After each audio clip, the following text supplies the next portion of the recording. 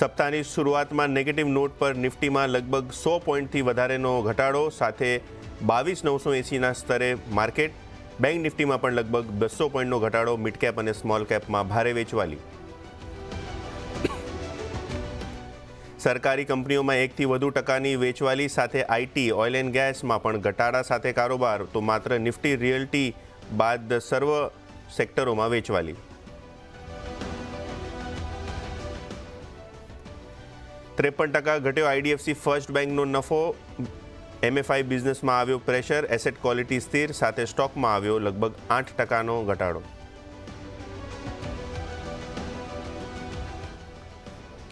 ત્રીજા ત્રિમાસિકમાં 71% ઘટ્યો જેએસડબલ્યુ સ્ટીલનો નફો.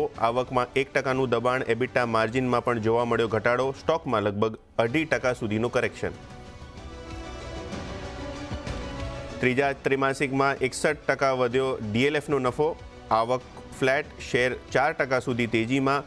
ત્યાં જ માઇક્રોટેક ડેવલપરના સારા પરિણામ. નફો લગભગ 87% વધ્યો. આવક લગભગ 40% વધી.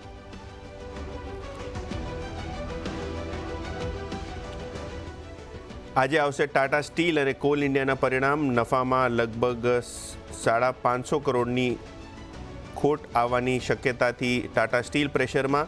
ત્યાં જ 11% ઘટી શકે છે કોલ ઇન્ડિયાનો નફો.